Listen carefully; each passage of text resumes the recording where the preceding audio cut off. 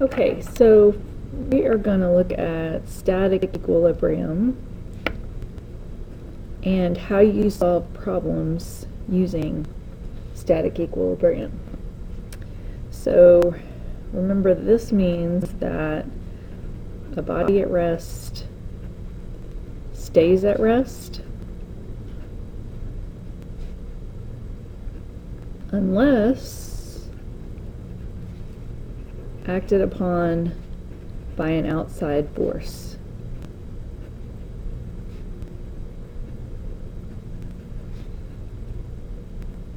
And in the world of science, you know this as Newton's first law. Okay, what that means mathematically is that if I look at all of the forces that are acting on an object, the net of those forces is zero. And remember, from resultants, I can't combine forces unless they're in the same direction.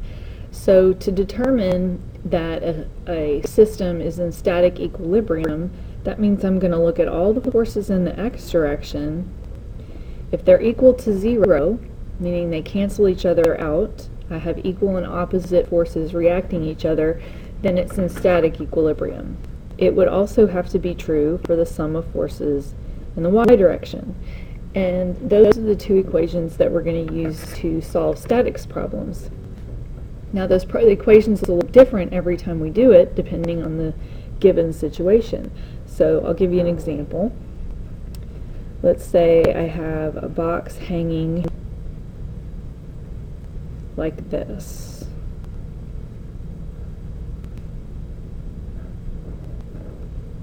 The box weighs 500 pounds. It's hanging at an angle of 60 degrees here and an angle of 40 degrees here. And I'm going to label my points A, B, and C. Okay, so we did practice free body diagrams at the very beginning, and I told you that was something that we needed to be able to do in order to solve statics problems, so that's where we're going to start. We're going to draw a free body diagram around point A, because what I'm trying to determine is the tension that is in each of these lines that is holding this box. So I'm going to draw my free body diagram around point A, because that contains each of the three lines, each of the three cables that I'm looking at. So I know I have a tension force in this direction. I'm going to actually give you that value. I'm going to say it's 254 pounds.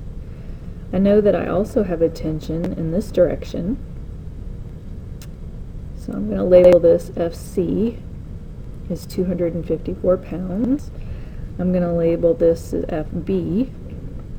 And the last thing I have is the 500-pound load that is attached to those cables.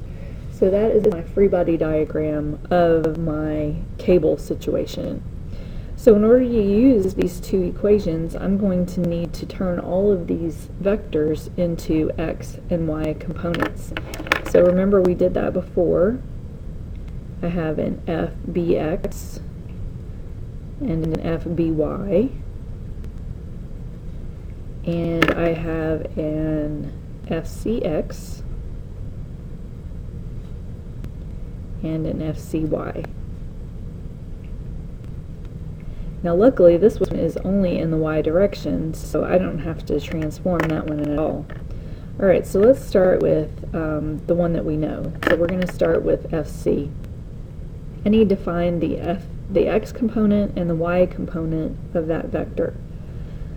So I'm going to start over here, and remember, we're going to use our trig functions. So FCX is going to be equal to FC. Now I have to find my angle. Remember, my angle here on my picture was indicated here. I drew my x and y here instead, which is really a problem. I know that this angle is also 40 degrees because of alternate interior angles being congruent. So the x direction is going to be my cosine. The cosine of 40 is FCX over FC. So when I rearrange that to find FCX, I know that FCX is FC times the cosine of 40. And I know that FC is 254 pounds. So FCX is going to be equal to 194.6 pounds. Okay, I can do the same thing with FCY. So it's going to be FC times the sine this time of 40. FC is 254. Oops, that should be the sine. Sorry. So FCY is 163.3. Alright, I'm going to do the same thing with FB. So FBX is going to be equal to FB, and I've got to locate my angle again. So if this angle is 60, that means that this angle is 60. So my x is adjacent, which means it'll be the cosine of 60. Now I don't know what FB is, so I'm just going to leave it in that form. FBY will be FB times the sine of 60. And now that I've got all of my x and y components, I can use my two static equilibrium equations. The sum of forces in the x is 0 and the sum of forces in the y is 0. So let's start with the x. Sum of forces in the x direction. Oop, I made a mistake here. I need to go back and fix. In the x direction, for my FBY, it's going to actually be, whoops, a negative value, because my x is negative, but my y is positive. I'm going to double check my C. X is positive, y is positive, so I'm good there. Alright, now, going back to adding up my x direction forces. So the sum of forces in the x direction is going to be FCX plus FBX, and that's it, because my third vector doesn't have an x component. I'm going to substitute in. Remember, the sum of forces in the x direction is 0. So I'm going to substitute in. FCX is 194.6. FBX is negative FB cosine 60. And I know that that is equal to 0. So I can solve for FB. I'm going to move FB cosine to the other side.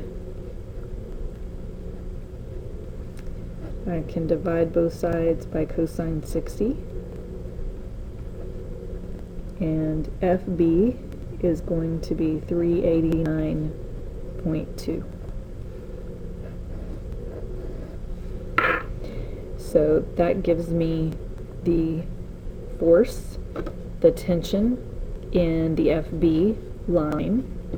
In order to find the tension in that y direction, I can do the same thing, or I could have done it in that direction. Since I have FB, I've got the answer that I'm looking for. But let's go ahead and sum forces in the y direction. Again, I know that that's 0 because it's in static equilibrium. So in the y direction, I have FBY plus FBX, or sorry, FCY, whoops, minus, this time I have a third term because I've got that 500-pound load. Okay, substituting in, I know that FBY is FB sine 60. FCY is 163.3 and minus 500. When I carry out that math, I end up with FB is equal to 388.8 pounds. So I worked it two different ways. I used each one of my equations to get the same answer.